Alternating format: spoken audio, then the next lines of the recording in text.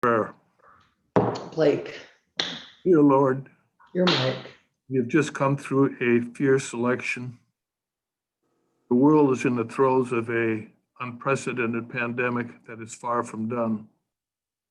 And our economy has been severely damaged and countless Americans have lost their jobs.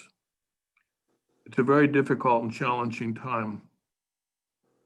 But we're hanging in there, and we pray for strength and understanding and patience to be able to deal with these challenges that our country is facing. In Jesus' name, amen. Amen. Wonderful. Amen, Lord. I'd like to, first of all, apologize again because I'm going to probably try and tell you more than you ever wanted to know about this. And I'm also going to apologize. There will be some repetition, but I think it's very difficult to give a comprehensive overview without having some repetition to be able to tie things together. Can we get that in the middle? Flow of information that we're giving. I have no conflicts of interest. I'm going to try and cover all of these issues here today.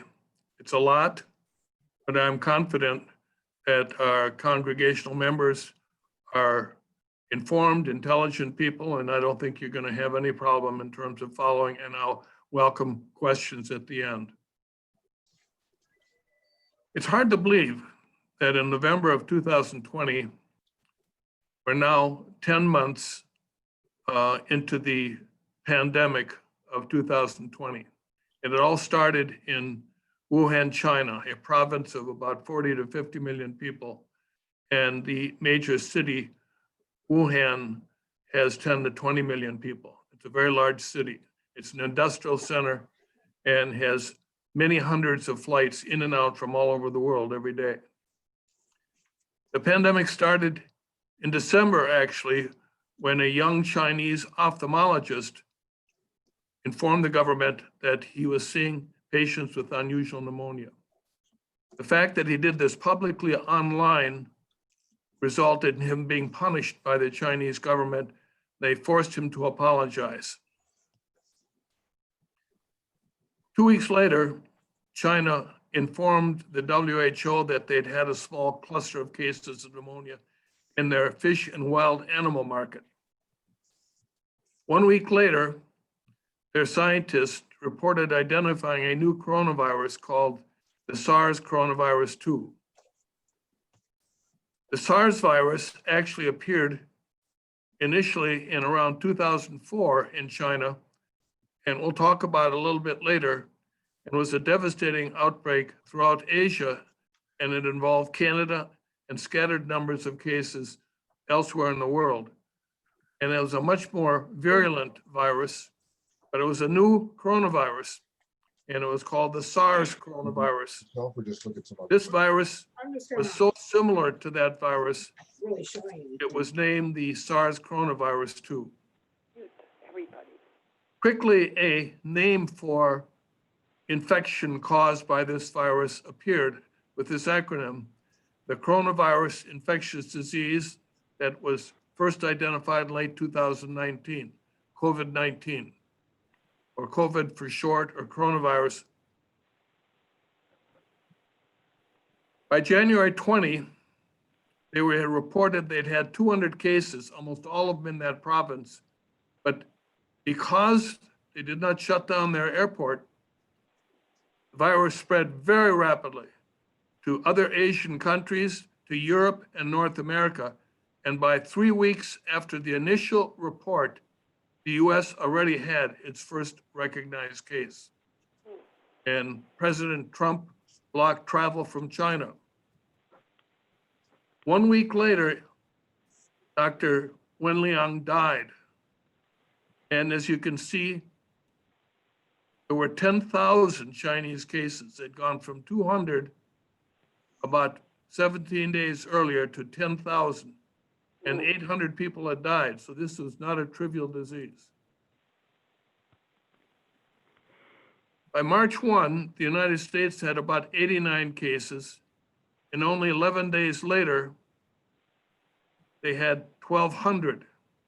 That's a 15-fold increase over 10 days.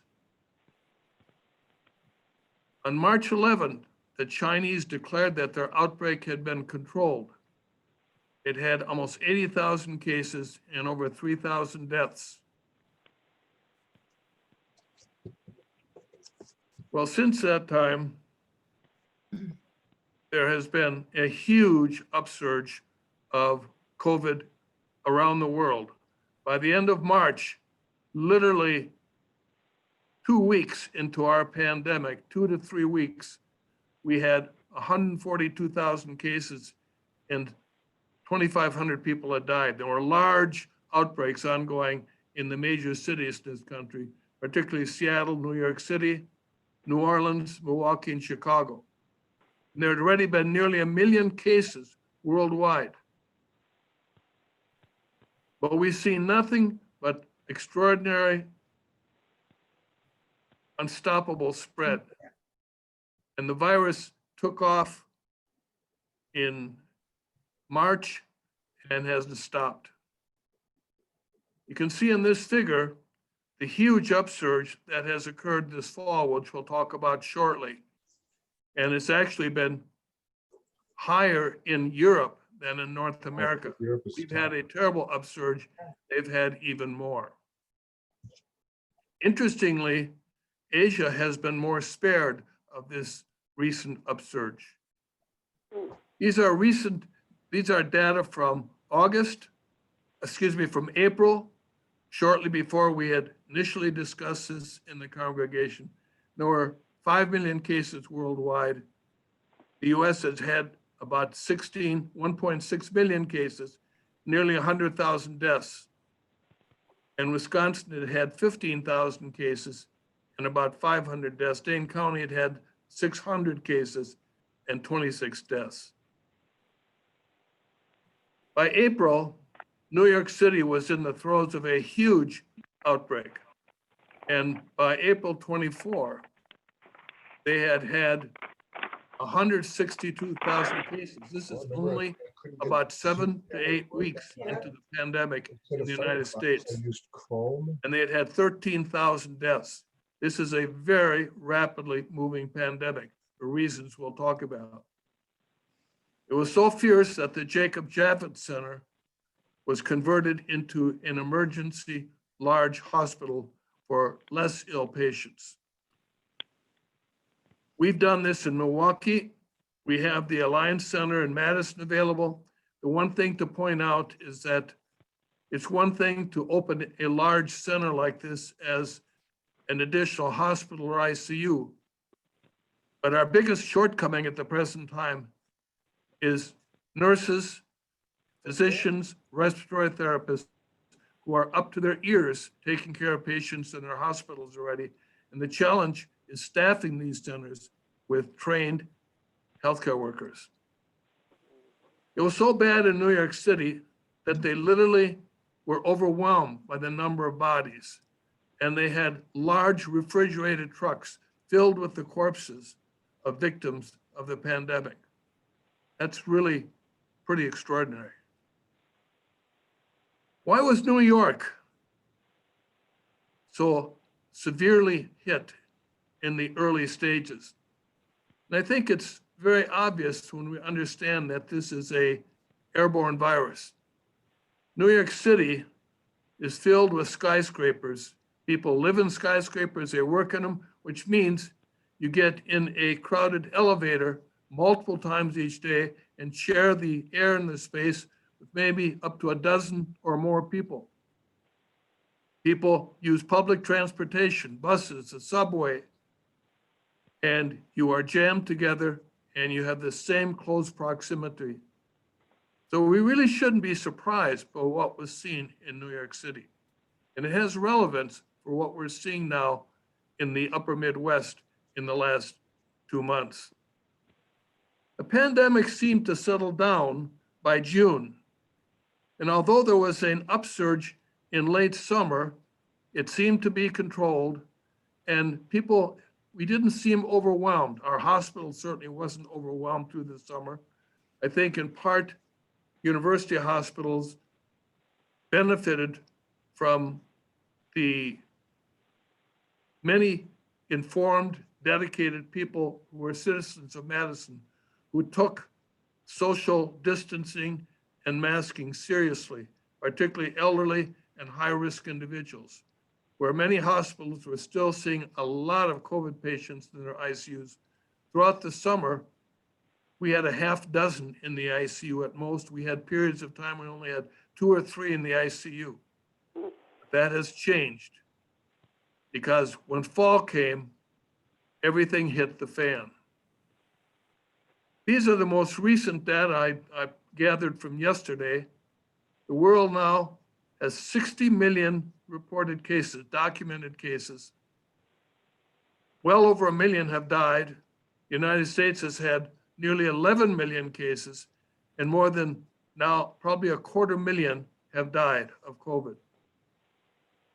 Wisconsin has particularly been hit hard. The upper Midwest has been hit very hard, particularly Wisconsin, to a lesser extent Minnesota, and the Dakotas and Michigan.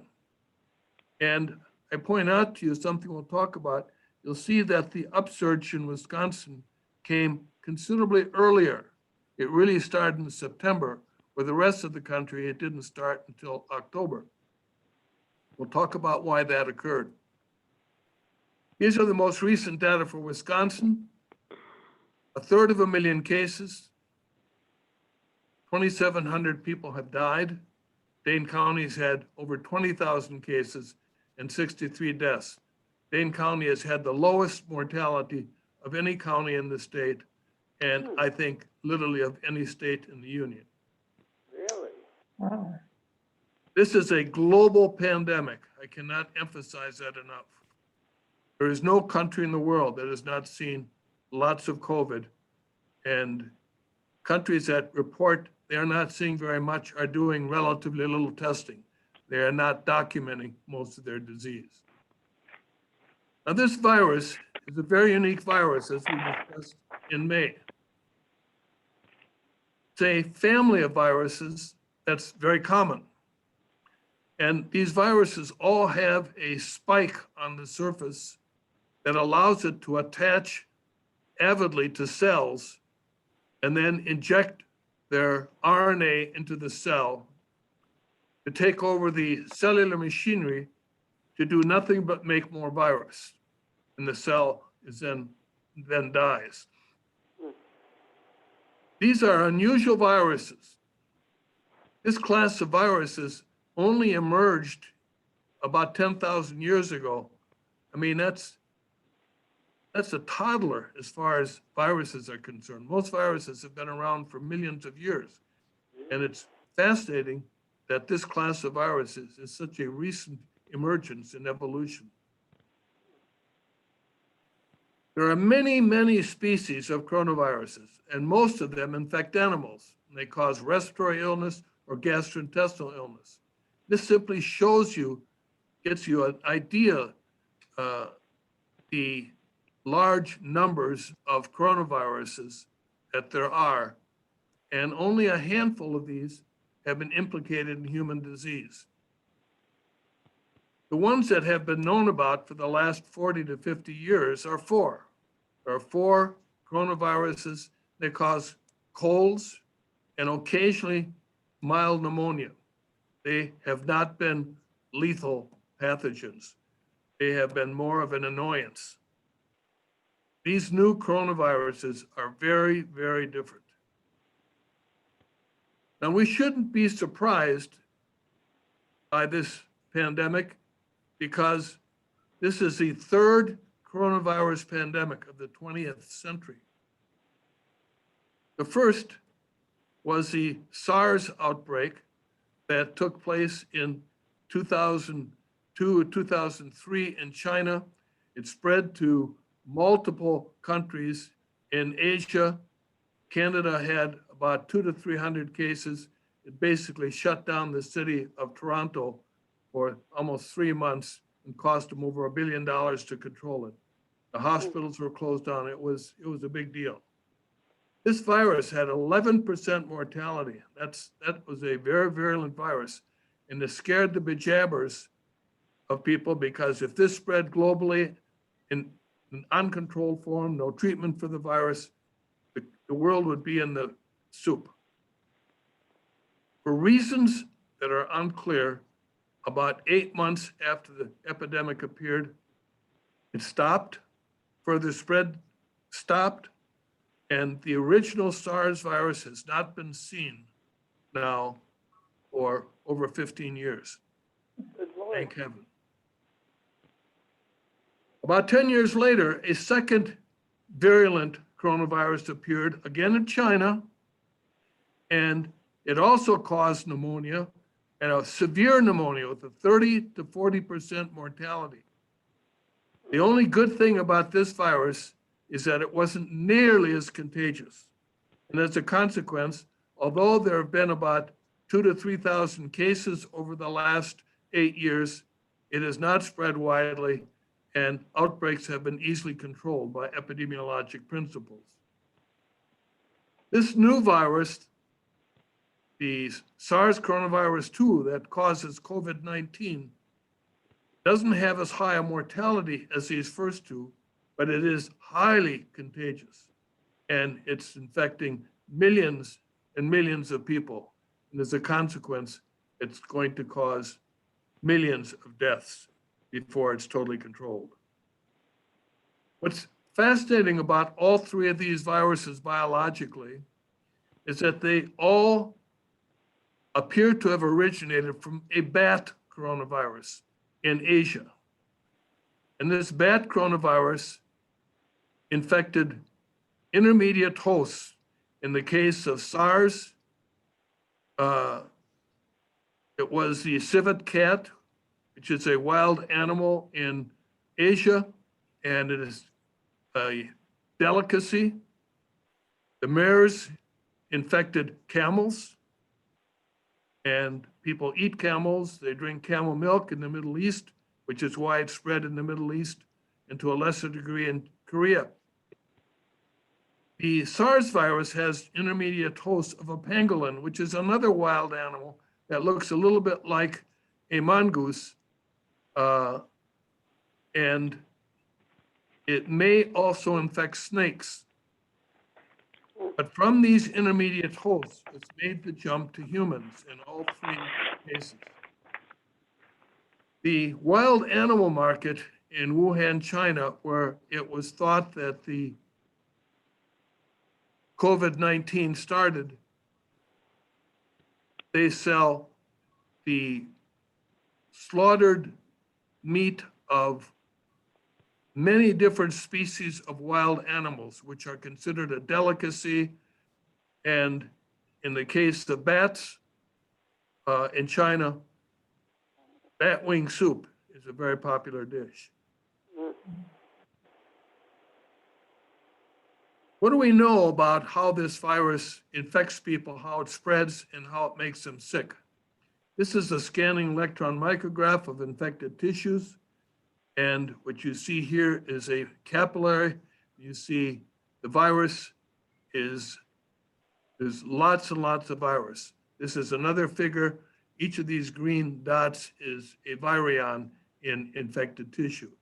So when we have viral infection with this virus, there's a lot of virus in the infected organ or organs. This virus attaches to a unique molecular receptor on cells, the angiotensin converting enzyme 2 receptor. And this is a receptor for molecules in the bloodstream that control blood pressure. And it attaches to this receptor. The RNA is injected into the cell, and it totally co-opts the cellular machinery that normally makes proteins that the cell needs to survive and to multiply, to metabolize. It stops it in its tracks and converts the cell to doing nothing but making more virus. And once the cell is filled with new virus, it is released from the cell to infect more cells. And that's the fundamental problem. Now, this virus has a unique feature that probably underlies why it makes so many people sick and why it kills approximately 2 to 3% of people around the world, as many as 10% of elderly or immunocompromised individuals. This virus has a unique capacity to trigger a great deal of inflammation, much worse than the flu virus, almost like Ebola. And cytokines are molecules that the body releases to upregulate inflammation. Inflammation is essential to deal with infection. If you get a cold, you start to have congestion and you start to have a little bit of a headache. And that's the effect of these cytokines that are pulling the inflammatory cells into the area of viral invasion. And that's why you don't feel well with the cold. Well, the amount of cytokine release that is stimulated with infection by this virus is massive. It's probably 100 to 1,000 times more than the benign coronaviruses that cause colds. And it's probably 10 to 20 times more than we see with influenza, which itself can cause quite a bit of systemic inflammation. This is a study from China early in the pandemic, and each of these figures measures the levels of important cytokines, inflammatory mediators. And what we look at, survivors, non-survivors. The survivors, their levels of their inflammatory mediators went up inexorably during the course of their infection. And this massive inflammation probably, almost certainly, underlies the severe morbidity and mortality we see with this virus. Virus has another feature that is very important that we have to address when we treat people. It's prothrombotic, which means it triggers clotting. And we can form thrombosis or clots in the microvasculature, the large vessels, and clots to brain vessels cause strokes, to the lungs cause pulmonary emboli, to the coronary arteries cause heart attacks or myocardial infarctions. And if we have them forming in the legs or in the pelvis, they can spread to cause DVT to the lungs, causing pulmonary emboli. And this clotting plays a very important contributory role in the magnitude of illness that people with severe COVID-19 experience. The inflammation of the lungs triggers severe respiratory failure. This cartoon shows a air passage terminating in the alveoli where we exchange oxygen and carbon dioxide. It's an extraordinary system. And with COVID, these alveoli become massively inflamed. They get filled with inflammatory fluid, which precludes adequate exchange of oxygen and CO2. And your blood oxygen levels drop, hypoxemic respiratory failure. Your carbon dioxide levels rise, hypercarbic respiratory failure. And respiratory failure due to pneumonia, infection of the lung with COVID-19 virus, is the most common cause of death with this virus. The virus also causes a lot of secondary injury to other organs, particularly kidneys. Kidney failure is not uncommon at all, on top of the respiratory failure. The older we are, the more likely we are to get sick and not survive COVID-19. Children and young adults have a very, very low mortality. They rarely even need to be hospitalized. But once you get into your 50s, you start to become vulnerable. Our immune system starts to decline as our muscles get weaker, our bony structures diminish. The ravages of aging affect the immune system every bit as much as it does our somatic body. And this explains why elderly individuals are at much, much higher risk of getting very sick, needing to be hospitalized, needing to be on a ventilator, and even dying of COVID-19. Underlying disease, comorbidities, such as heart failure or coronary artery disease, diabetes, high blood pressure, chronic obstructive lung disease from smoking, or cancer, all significantly increase the mortality of infection with SARS coronavirus 2. Now, how does this virus spread? We know that if you have a respiratory viral infection, the virus appears in your respiratory secretions, in the secretions in the lining of your airways, in your saliva, on the surface of your pharynx, the lining of your nose, even in your oral cavity. And as you breathe, you expel small numbers of microdroplets that may contain virus. But if you cough, you can expel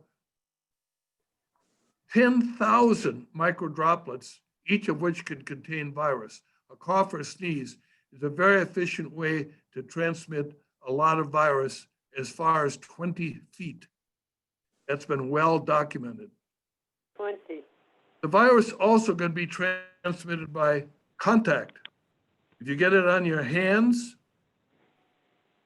because the person you shook hands with has COVID-19 and doesn't know it, and they touched their face or nose or covered their mouth with their hands when they sneezed or coughed, and you pick it up on your hands and you touch your nose or your eyes, you can pick up the virus by that mechanism. Respiratory transmission means the virus is transmitted over long distances, much more than 6 feet. That was thought to be very rare. CDC and WHO, for very unclear reasons, I could not understand why, by March 30th, the evidence I thought was absolutely clear. This is respiratory transmitted virus. And that's an important point because by transmission by droplet nuclei is literally face to face. Respiratory transmission means it can be across a room, 20, 30 feet away. It can get in the air handling system, recirculate into the next apartment or the next room in a hospital.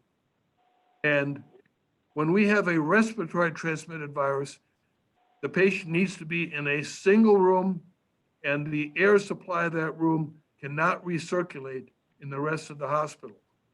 And virtually all large buildings built over the last 50 years, the air recirculates through the room you're in through multiple other rooms in that same building. In an apartment building, there might be one large air handling system. All the air recirculates over all of the apartments. If it's real large, they might have 2 or 3 or 4 air handling systems. Cruise ships will have as many as a dozen air handling systems, but each one recirculates all the air in as many as 300 rooms. If the virus can be transmitted that way, tuberculosis can. If COVID-19 can, then we need to take special precautions. Well, for very unclear reasons, CDC and WHO were adamant this did not occur. We did not do any of the special precautions for respiratory transmission. Well, as I said, by March 30th, I thought there was a huge amount of evidence that this could be transmitted by the respiratory route over long distances. First of all, we already knew that the SARS coronavirus 1 had enormous capacity for distant airborne spread. The Metropole Hotel in Hong Kong is a huge complex of large buildings. And over the space of 10 days, almost 200 people got SARS. Most of them never even saw each other. They were in different apartments. This clearly was distant respiratory spread through the air handling system.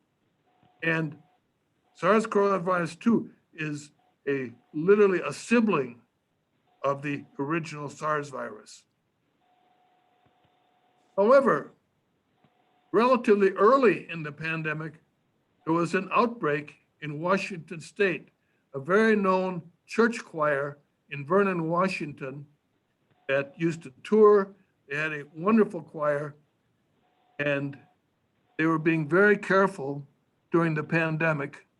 And their outbreak occurred in March, very early when there wasn't much disease elsewhere in the country. And they had a practice where one person came who had silent COVID-19 within 1 week. And the people were already aware of the pandemic. They did social distancing. They stood 6 feet apart in their 2-hour practice. Nobody hugged each other. Nobody touched each other. They put alcohol in their hands when they came in the room.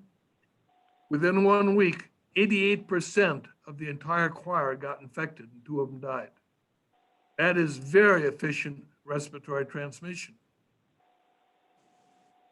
About the same time, there was a large nursing home in Kirkland, Washington, about 5 miles from where one of our daughters lives, that had about 120 residents. And over a 10-day period of time, 101, 90% of them became infected with COVID-19. And 34, 1/3 of them died. 50 healthcare workers got sick, 16 visitors got sick. It was a devastating outbreak. What was really exemplary of a very bad feature of our current society followed this outbreak. The federal government came in and they said, "You bad, bad boys and girls, you have done evil things. We're going to fine you hundreds of thousands of dollars. We're shutting you down because you didn't do something right."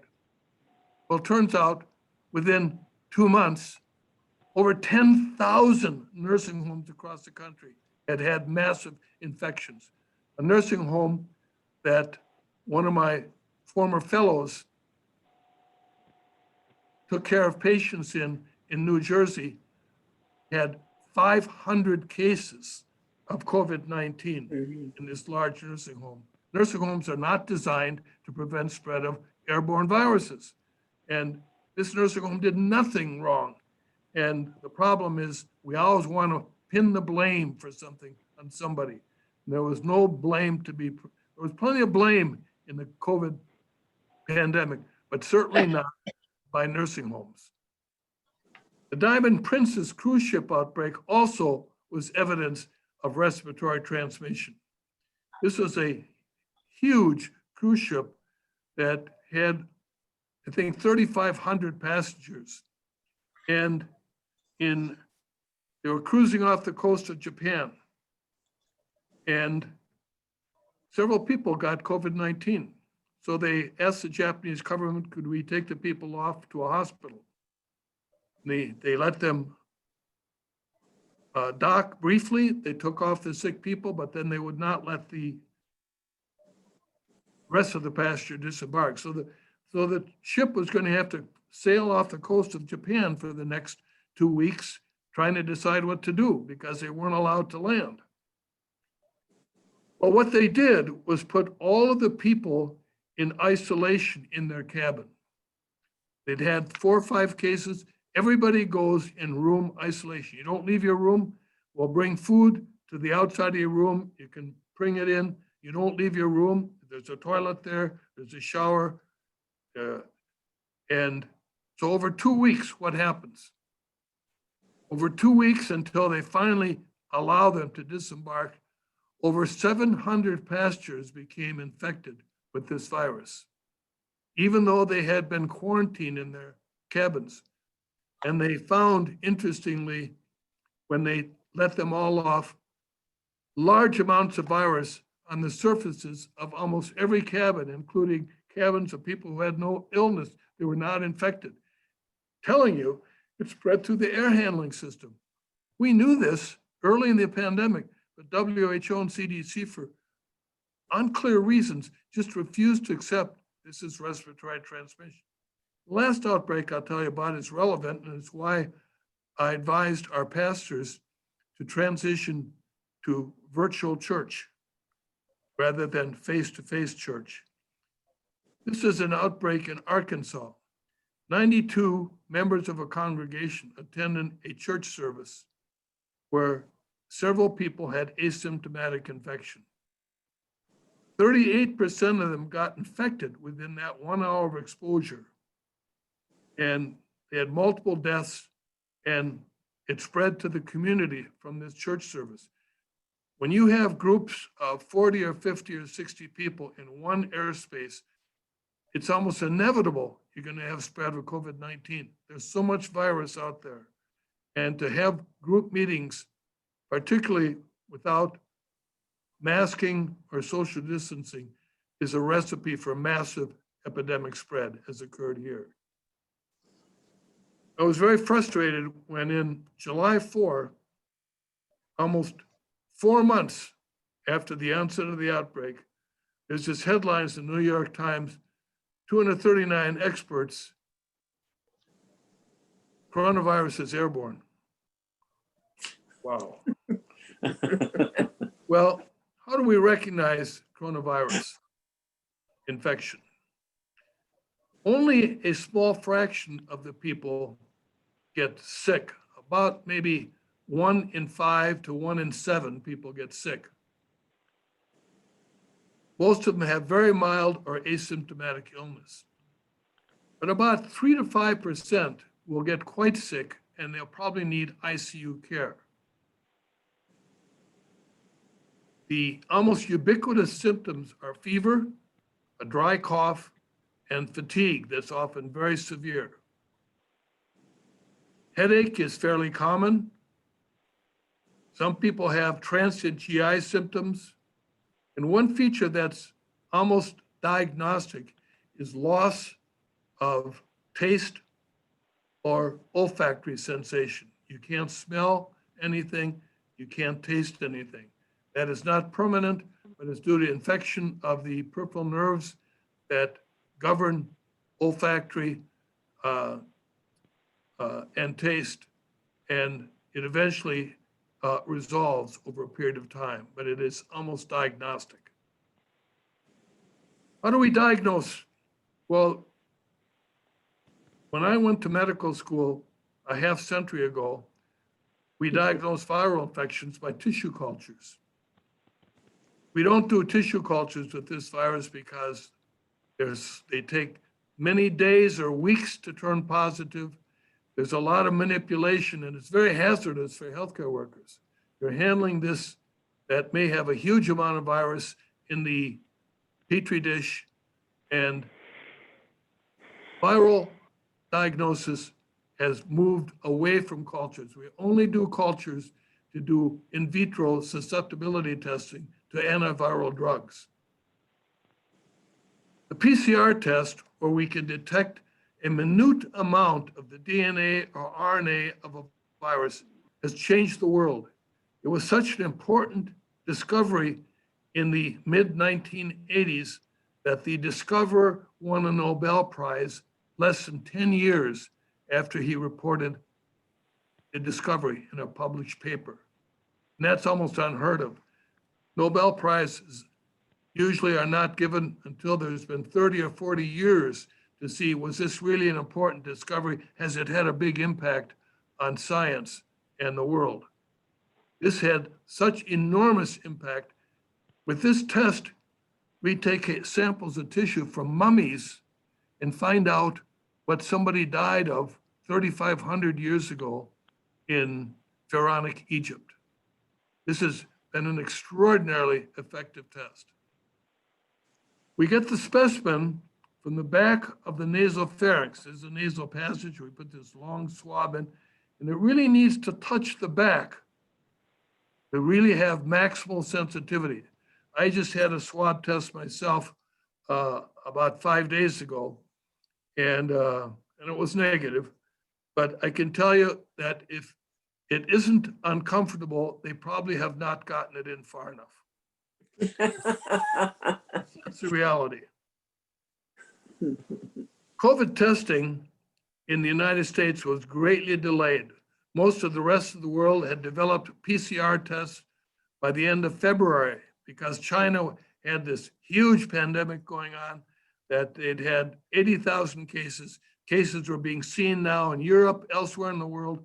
So in preparation, the CDC and the federal government refused to allow individual companies to develop a test or to approve a PCR test. And the CDC's test did not work very well. And we were delayed unnecessarily 2 to 3 weeks. And testing is very important for control. If you don't know who's infected, how do you know who to isolate? How do you know what you need to do in contact tracing if you don't know if somebody's clearly infected? We eventually started to get testing, but it was almost the end of March that we could get wide scale testing because multiple companies got approval to do testing. The PCR test is very accurate. It's about 90 to 95% sensitive. It's about 95 to 98% specific. Very few false positives, very few false negatives. This is a CT scan of patients with COVID pneumonia. The pattern of inflammation is subpleural.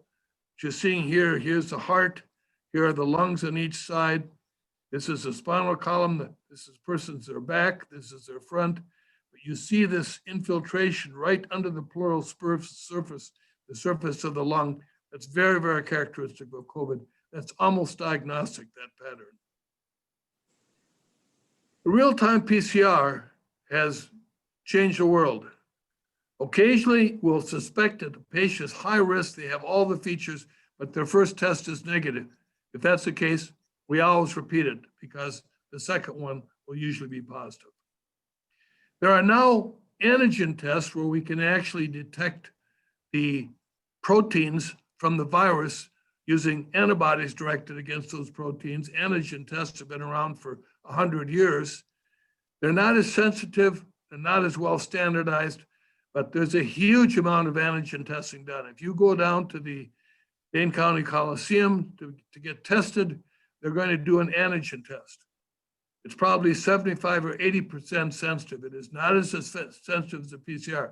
The PCR, if we were going to be doing millions of PCR tests per week in Wisconsin, every lab would be just totally overwhelmed. So we accept that the antigen test is not quite as sensitive or as accurate, but it's good enough to meet our needs. Antibody tests, where we pick up the footprints of the virus by the appearance of antibodies in the bloodstream, they usually appear by 5 or 6 days of illness, certainly by 2 weeks of illness. We still don't know how accurate they are. The best data that's coming out suggests by 2 to 3 weeks, most people will have antibody. And this is a good way to study large populations, see what percentage of the population has been infected. Right now, probably 5 to 7% of residents of Wisconsin have had COVID-19. So how do we manage COVID-19? You come in, you see your doctor, say, I don't feel good, I've lost my taste, I'm a little short of breath, I've had some fever, and I'm a little achy, and I am just totally washed out. What do I need to do, doc? Well, if you're not sick, we're going to send you home in quarantine. We're going to make the diagnosis. Yep, you've got COVID-19. And one thing we're going to do is test your oxygen level. You can buy this little oximeter in any drugstore for about $25 or $30. And it measures the oxygen tension in your blood. Normal is about 93 to 98%. And it also tells you the heart rate. And this is a terrific advance in ICU technology. It became available about 20 years ago. We can monitor the oxygen levels of critically ill patients continuously, a terrific test. We don't have to put a needle in your bloodstream to draw a sample out to test for the oxygen level. We can do it through your skin. So this has been a huge advance. And we're going to have you get an oximeter. You're going to go home in quarantine, and you can get lots of rest, and you're going to monitor your blood oxygen levels. If they start to drop, and you're feeling sicker, you're going to come back, and we may hospitalize you. If you're symptomatic and ill, particularly your blood oxygen level is borderline or low, we're going to hospitalize you and put you on oxygen. And if you are really sick and your blood pressure is a little low, your chronic obstructive lung disease is flaring, your diabetes is flaring, we'll put you in an intensive care unit in an ICU. And we may have to actually even give you oxygen under pressure to keep your blood oxygen level at a safe level. We're going to look very hard to make sure there aren't other causes of your illness, such as heart failure or bacterial pneumonia or decompensation of pre-existent obstructive lung disease. But we're going to monitor your oxygen level continuously. That's essential. That's a cornerstone of management. You're certainly going to be in isolation. We don't want you to infect any other patients or healthcare workers. And in my opinion, COVID patients should be in respiratory isolation in a special filtered unit where the air is filtered before it goes out to the roof line. And there was a lot of controversy. CDC did not recommend this for months. I think that was a mistake. And I think that this virus has the capacity of being spread through air handling systems in large apartments or even in hospitals. If there's no contraindication, we're going to put you on a blood thinner, because if you start getting sicker, you're going to be at increased risk of blood clots, strokes, heart attacks, deep vein thromboses. And we're going to put you on some antiviral therapy, and we'll talk about that shortly. And if your blood oxygen level is low, we're going to start you on a steroid, a corticosteroid, dexamethasone. And we'll talk about this very shortly. Now, when we talk about bacterial infections, fungal infections, viral infections in the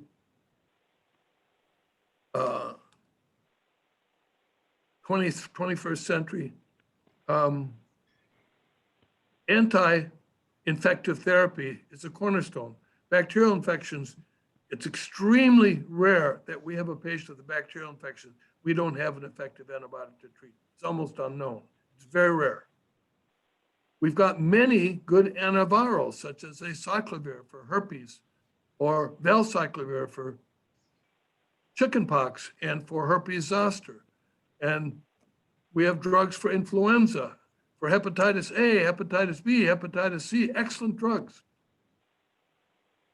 With the SARS coronavirus, we had no drugs that we knew. We had a lot of drugs that you could test in vitro that seemed to inhibit the multiplication of the virus. And early on, there was belief that hydroxychloroquine was the answer because of a very, very small study in France. And when really large studies were done, this is a large study done at the University of Minnesota, showed absolutely no difference in the duration of illness in people who had COVID-19 were treated with hydroxychloroquine or placebo. No differences. Multiple studies, hydroxychloroquine has no measurable benefit. Remdesivir is an antiviral that's been around for a number of years, and it had in vitro activity in a test tube. 2 studies were published early on. A Chinese study found absolutely no evidence that it had any benefit. No difference in duration of illness or mortality. A multi-center US study found a little shorter duration of illness, but no mortality difference. The drug was quickly approved by FDA and has been given to almost all patients who are hospitalized with COVID-19 in the United States over the last 4 months. We now have just had a very large study published by WHO, 6,000 patients, 1,500 got remdesivir, and it showed no survival advantage. It does not reduce the likelihood of dying from COVID-19. It shortens the duration of illness about 5 days. So it's been a disappointment. Convalescent plasma, harvesting serum or plasma from people who have survived COVID-19 and donate their plasma. They have high antibody levels. This uncontrolled study suggested this would work. It'd make people better.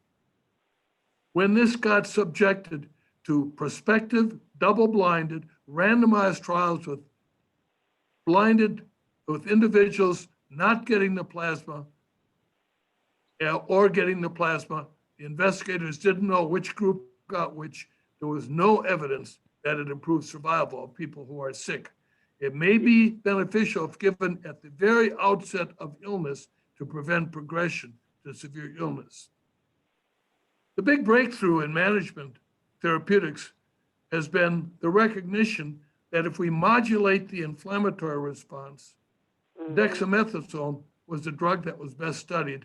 It'll make a big difference. And if you look at this graph here, this looks at the risk ratio. How much do you reduce mortality? If you give dexamethasone, in this study, people got placebo or dexamethasone. If they did not have a low oxygen level and they got dexamethasone, they actually had a 20% higher mortality. Why? Because it was inhibiting their immune response to knock out the virus. But once you got hypoxemic, your blood oxygen levels are low, your risk of dying from hypoxemia, dexamethasone is beneficial. If you're on a ventilator, you're really sick, you've got bad hypoxemic respiratory failure, dexamethasone reduces mortality by more than a third. A huge advance. This drug is very essential for patients who have COVID-19 and respiratory failure. These are all the things that we do at university hospitals, and our survival in patients that we have to put on a ventilator has been about 80%. Wonderful. Been good. The challenges of protecting healthcare workers is not trivial. And there have probably been, I would say, over 100,000 healthcare workers infected worldwide. Lots and lots of healthcare workers, in part because they're understaffed, they're exhausted, they get careless. There are shortages of protective apparel, particularly masks and gloves. You don't know who's infected. If you can't get testing, we test people before they come in the hospital, university hospitals, they are tested. All admissions are tested. We don't want any surprises. And we've had almost no healthcare workers who've got infected in the hospital. And frankly, patients say, I don't want to come to the hospital to get a needed operation. I'm afraid of COVID-19. A hospital, university hospital is probably a much safer place than your grocery store. Grocery store. I think that negative pressure rooms should be mandatory. We have all of the measures, long sleeve gown, face shield, and these are the masks that we use. These are standard surgical masks. They filter out about 75, 80% of virus. This mask probably filters out 95 to 99% of virus, N95. This is a PAPR. It blows air into here under pressure, so there's no way that external air will ever get into your airway. The only air you breathe is filtered air that comes in from this little pump you carry on your waist. And this is what our nurses use, the doctors use. When we go into a room to treat a patient, we put on a PAPR. And this is a unit where they're doing a lot of patient-to-patient care. You minimize entries into patient rooms. We do universal masking of all patients in the hospital, of all healthcare workers. And if a patient is going to leave their room, we expect them to mask. Healthcare workers put on a face shield if they're going to have any face-to-face contact with patients. These additional measures have been very effective at preventing spread. We have stringent limitation on visitors. This is especially important in nursing homes, which are extremely vulnerable. Nursing homes do not have the same kind of air handling systems of hospitals. They don't have the trained personnel. They don't have the resources. Nursing homes are outbreaks waiting to happen, which is why most nursing homes now do not allow any visitors except in extenuating circumstance. If a patient is dying, they may allow one family member to come into the bedside in the last hours. Prevention of COVID-19.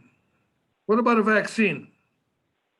Well, we will have a vaccine because over 100 companies and academic centers by April 1 announced that they already had candidate vaccines that they developed in the laboratory. And as of April, 6 of these entities had undertaken studies of their vaccine, clinical studies in volunteers and in participants, large-scale studies. Now, when we look at COVID virus vaccines, there's the most common type of vaccine going back 100 years are inactivated vaccine. We take the virus, we kill it, so it's can't invade and infect.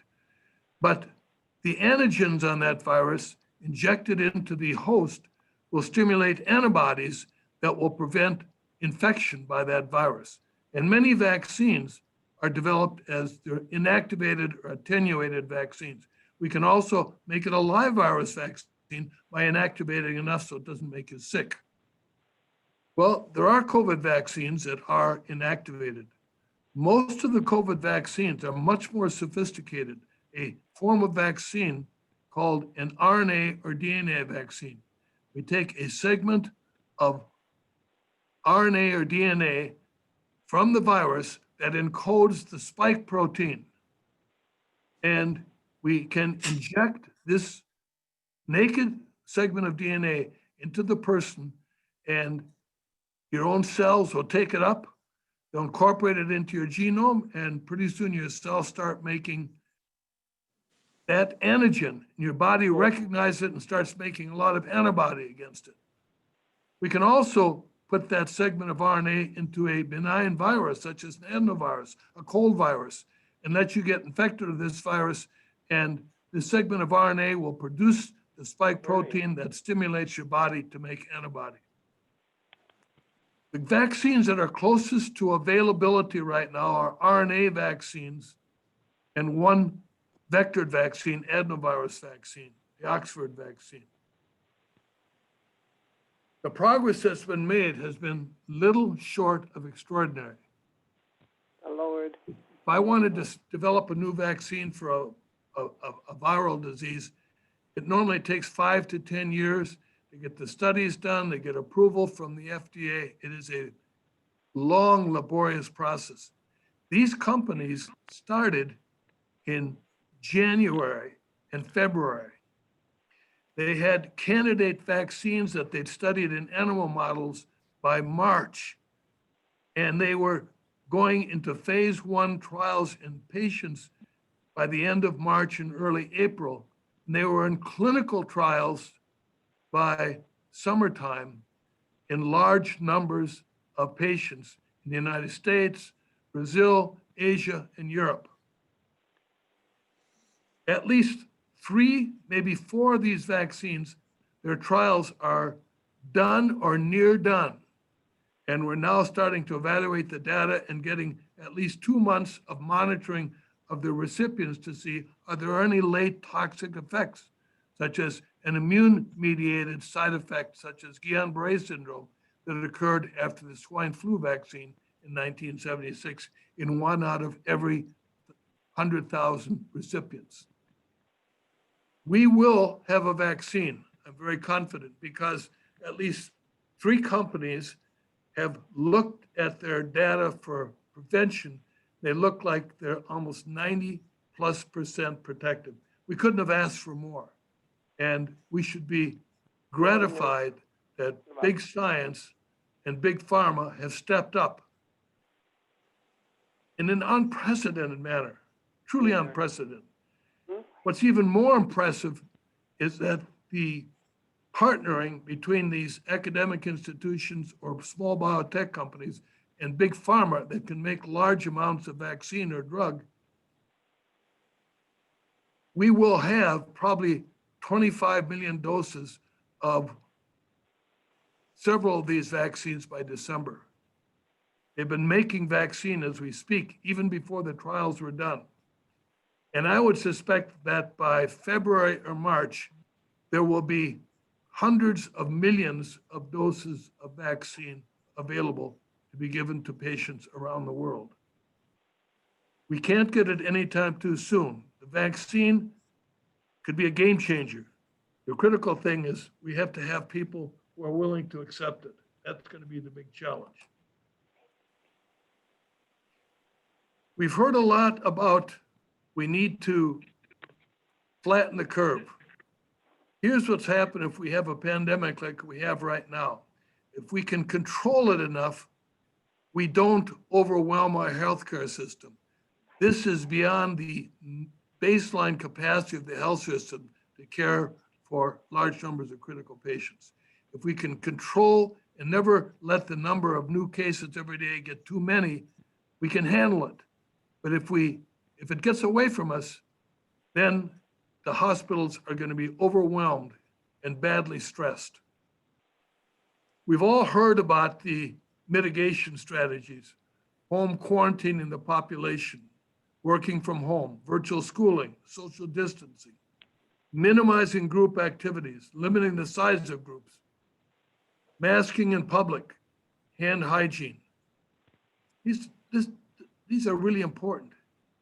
They make a big difference. The most important, in my opinion, is minimizing group activities.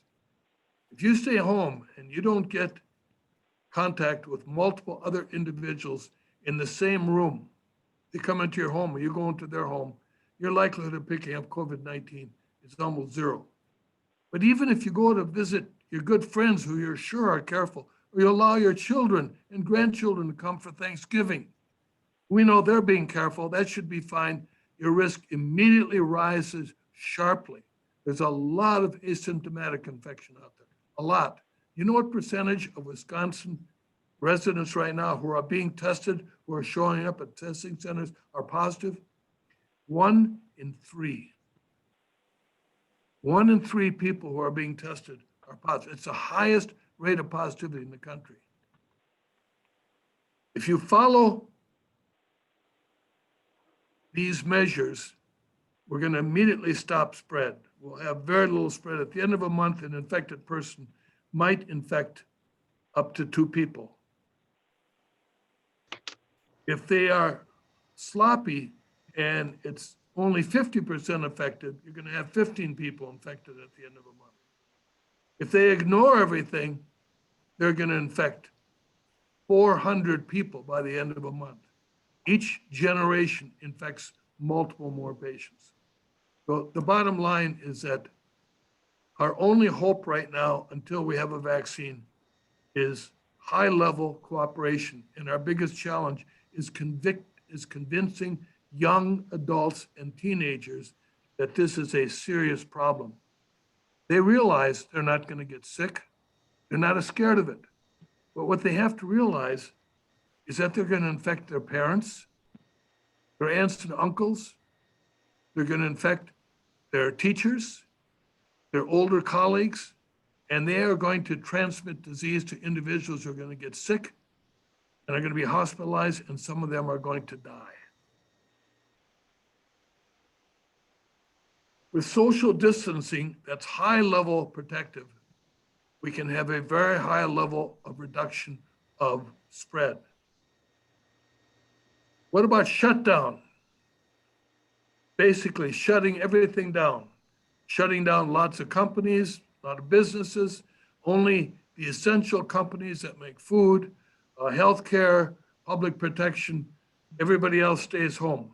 We had one for about 6 weeks.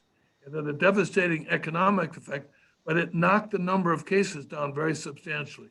Right now, we are facing a vigorous debate ongoing in Washington right now. Will there be another shutdown? President Trump adamantly opposes a shutdown for economic reasons. I think there's a high likelihood that if the pandemic has not been better controlled by epidemiologic mitigation measures, by the time he takes office in January, there will be a shutdown, a second shutdown. And that's going to have a huge impact on our economy. We've already lost over 100,000 businesses across the country. What about masking in public? This has been done in Asia for decades during the flu season. I mean, I've was in Singapore about 8 or 9 years ago to consult for the government on infection control. And I was just stunned. Everybody in the street had a mask on. Every hospital, they didn't let you get in the hospital unless you had a mask on. Everybody in the hospital was masked from morning till night. And they have evidence that this prevents influenza and other respiratory viruses. Universal masking clearly reduces spread now. We've got good data that it reduces spread. There are large, almost nationwide studies that have documented that it prevents spread.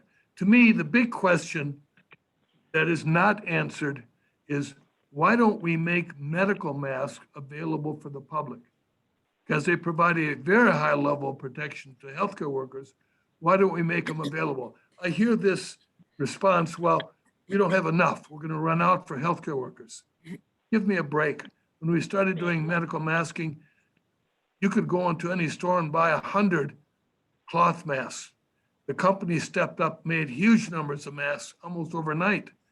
And for a country that put people on the moon 50 years ago, we can't make enough medical masks for the population. If we need them, it's inconceivable to me. It makes no sense.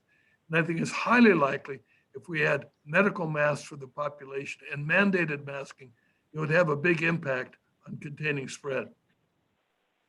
I'm going to jump very quickly. What's going on in Wisconsin, the upper Midwest? Well, if you look at Wisconsin, you can see it appeared in September, much earlier in Wisconsin. The first cases, the big upsurge started in early September, a month before the rest of the country. And we are drowning in COVID. When this figure was made, 20% of all positives, of all people tested were positive in Wisconsin. It's now nearly 1 in 3. These are the figures for Wisconsin. Why is this? It's a flu season. It's getting colder. By September, we're huddling indoors. We've closed the windows. We've turned on the furnace. We're recirculating old air over and over and over. Humidity is conducive to spread of viruses. This is a flu season, and COVID-19 has a very similar epidemiology.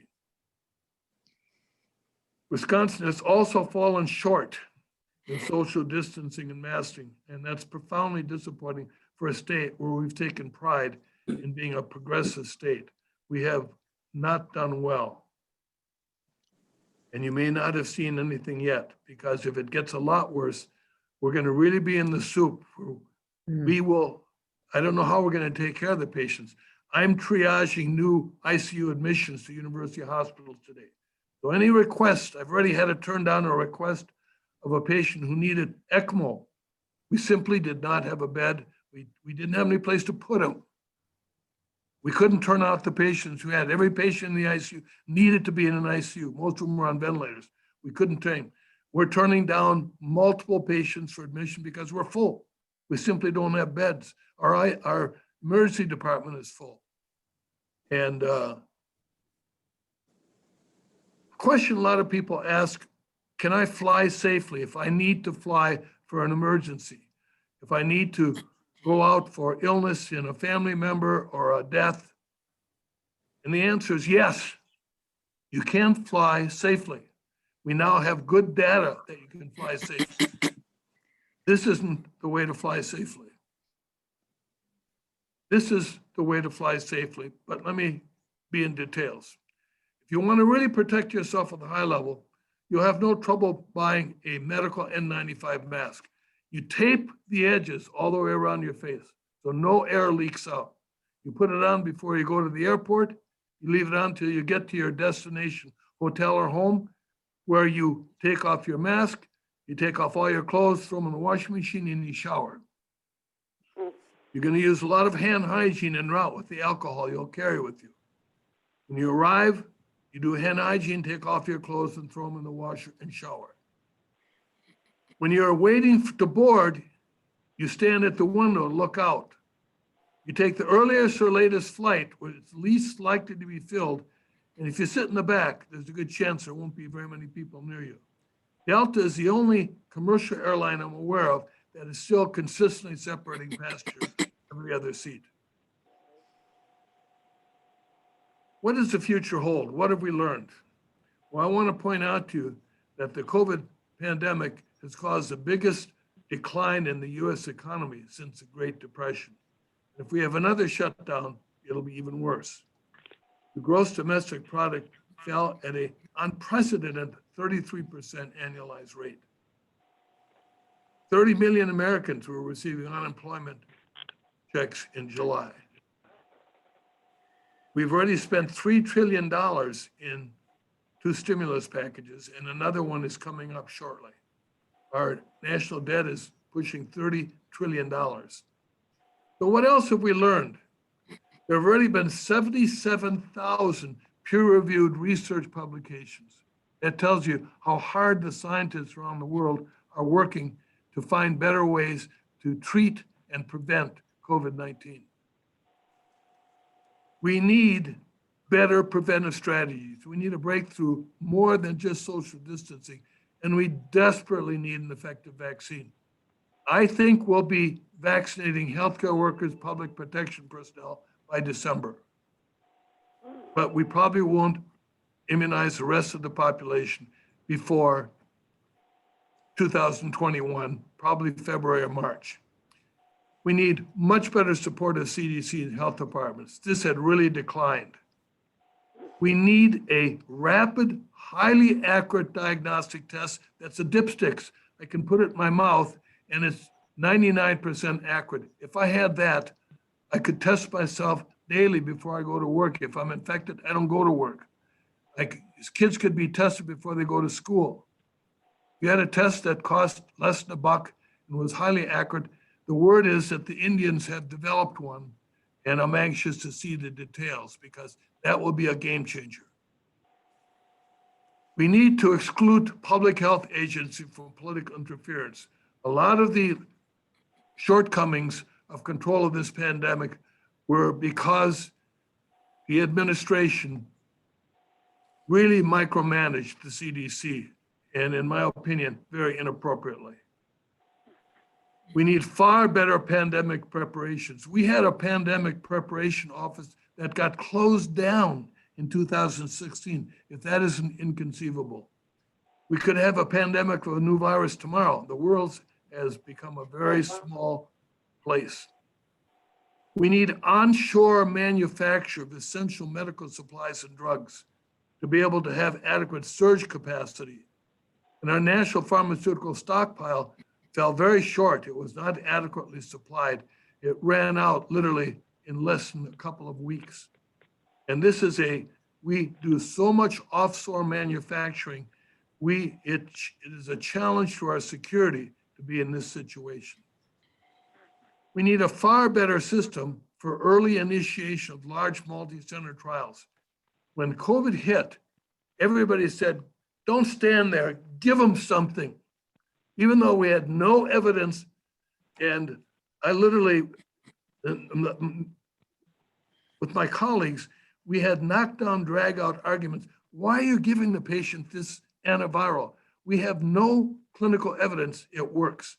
And when you put people on empiric therapy like hydroxychloroquine, they don't want to participate in trials to get the answer, what drug works and what doesn't work. So many people believed in hydroxychloroquine. Millions of people refused to participate in trials and were deprived of getting an answer what really is going to work. And one of my biggest disappointment about the COVID-19 pandemic has been we have made very little progress in antivirals for treatment of the virus. That has really been a disappointment. On the other hand, these companies, these researchers have done an extraordinary job getting us to having a vaccine on the threshold of having effective vaccines and to start immunizing the population. Unprecedented. It is a wonderful thing. Federal laws, in my opinion, should mandate compliance with pandemic control measures. This is a fatal disease. This is a fatal infection. Why wouldn't we mandate simple compliance?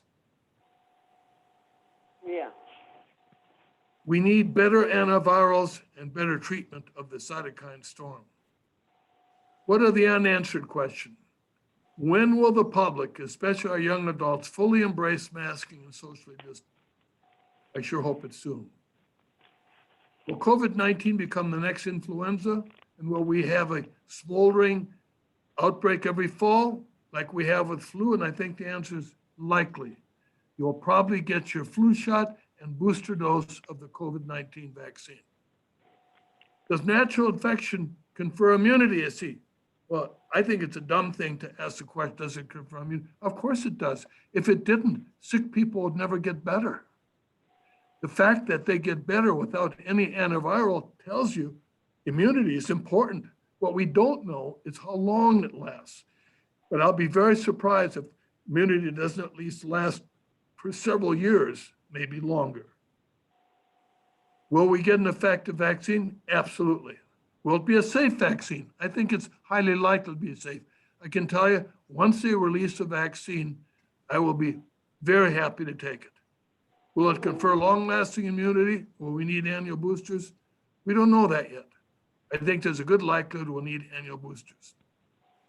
This is the big question. Will enough of the public be willing to receive it? I've seen surveys of only 50% of people said they would take the vaccine. I hope that's changing when people are looking into the abyss and realizing the consequences of COVID-19 in your compromised and elderly family members that you love. Why haven't we identified more effective antivirals? I don't know.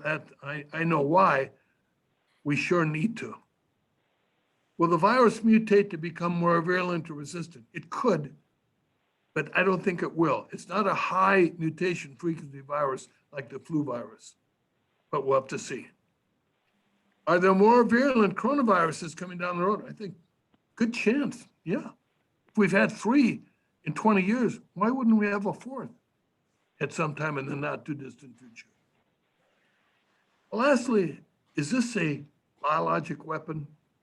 And to even mention that, people look at you cross-eyed like you're a wild-eyed, radical, crazy militarist. The reason I ask the question is the pandemic appeared in only one province of China. It never went outside of that province. They've had virtually no disease. The rest of Asia, the rest of the world has been drowning. I can tell you that the healthcare systems in Hong Kong, in Singapore, in Australia are far, far better than they are public health systems in China. And why didn't it spread throughout the rest of China? Did they actually develop a vaccine, quietly immunize their population, and release this to bring the rest of the world to its knees economically? Because if they did, they've been very, very successful. The other thing is that every major country in the world has had multiple governmental officials and leaders infected. Every other country except China. China is the only country that has not had any of their governmental leaders infected. So I hope I'm wrong, because it would be a horrible thing to do. But these are unanswered questions. I'll stop here and be happy to try and take any questions. I apologize for going over. Thank you, Dennis, very much. That was really, really helpful. And we really appreciate the time, and especially we are thankful for the leadership and the passion and faith that you put into your work and caring for the hospital and the staff and our community. So we're very grateful. I know there are some questions for about 10 minutes. I'm going to have to run back to the ICU very shortly. All right. So yeah, let's just keep And a few anybody questions. who wants to send me an email question, I'll be happy to respond. Oh, nice. Oh, great. Thank you. Yeah. So I will, you can send those to me and I can forward them to Dr. Maki too, if you don't have his email. And he has been gracious enough to offer that as well. So we'll just have a couple of minutes for questions. There are a couple that I see in the chat. One is, what is the cause, or what about the long haul symptoms, those who have recovered from COVID but still have symptoms months down the road? That's a good question. They're called the long haulers. there are individuals who got COVID-19. Most of them weren't hospitalized. Some of them were, most of them weren't. And, but they got sick. They got very fatigued. They had a lot of achiness and their energy levels dropped to almost nothing. And instead of getting better over the course of 2 or 3 or 4 weeks, they're symptomatic yet. They seem to have not gotten any better out in a month, 2 months, 3 months, 4 months. And they're called the long haulers. It tends to be much more common in females and males. And, but it shouldn't surprise us because we've known with many infections, the classic one is mononucleosis. Even healthy young adults who get a bad case of mononucleosis may be laid low and have no energy and be almost non-functional for 6-8 months. And that's simply a prolonged post-viral syndrome. Since this is a much more virulent virus, it causes a lot of inflammation. I'm not surprised that there are individuals who take a long time to get better. Will they ultimately get better? I think the likelihood is good that they will, but they may not get better for a year or two, because that's what we've seen with people who've had bad mononucleosis. Will they turn into chronic fatigue syndrome? Maybe. I'd like to believe that most of them will not, but some possibly could. We don't know very much about the long hauler syndrome yet.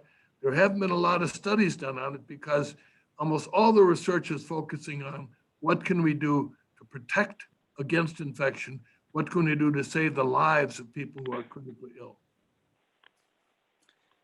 Thank you, Dennis. Another question, do you recommend any preventative vitamins or other medications to reduce severity if you do get exposed to COVID?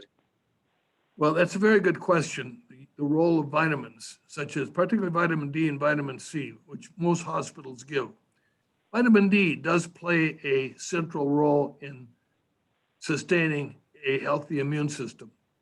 And in the northern climates, such as Madison, which is I describe as a subarctic village, where we don't have a lot of sun during the winter, our vitamin D levels are low. The average vitamin D level is below the lower level of normal in probably a third of people in the winter months. It's amazing.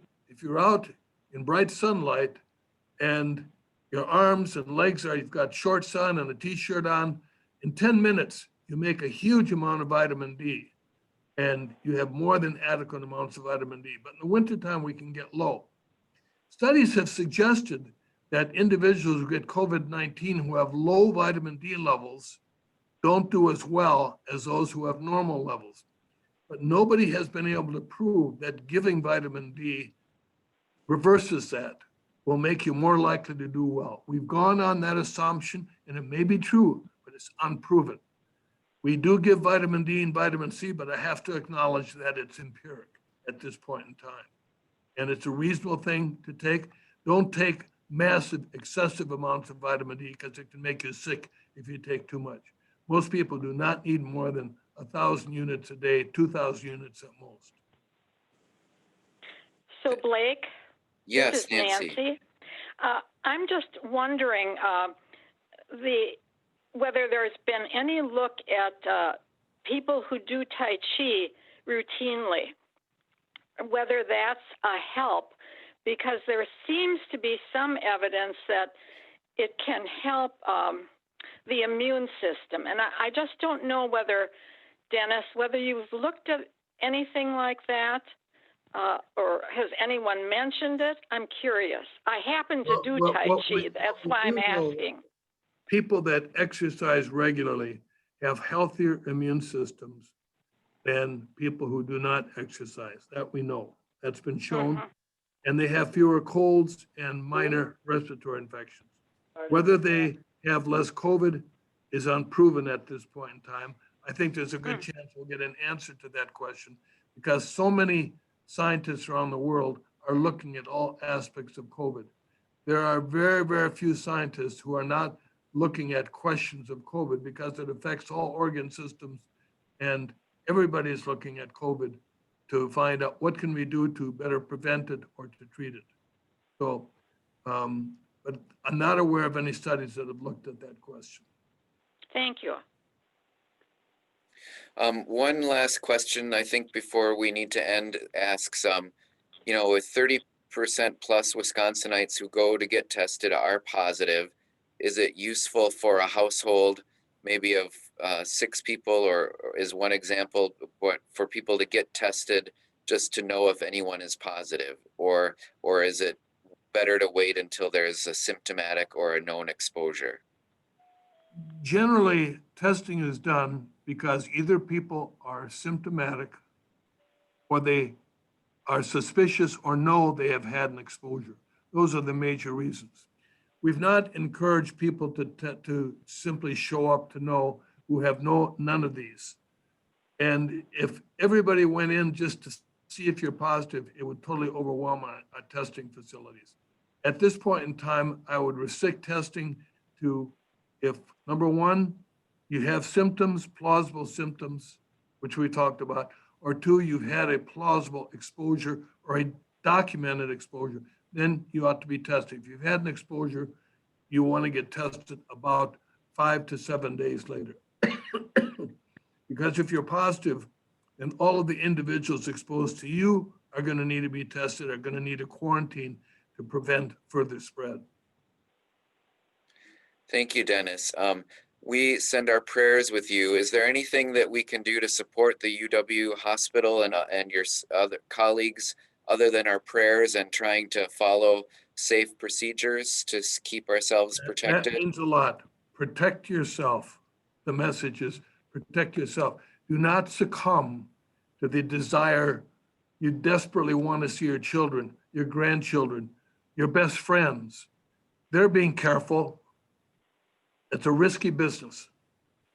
You don't know where they might have been exposed. They have silent infection, and you can bring it into your home. You, your family, your household members can become infected. It's painful. I'm very frustrated. Gail and I would so much love to see our children and grandchildren face to face, and we rely on iPads and Skype and lots of telephone calls, and we're waiting for the day that we can see them again face to face. The same thing for our good friends, but it's the right thing to do, I think.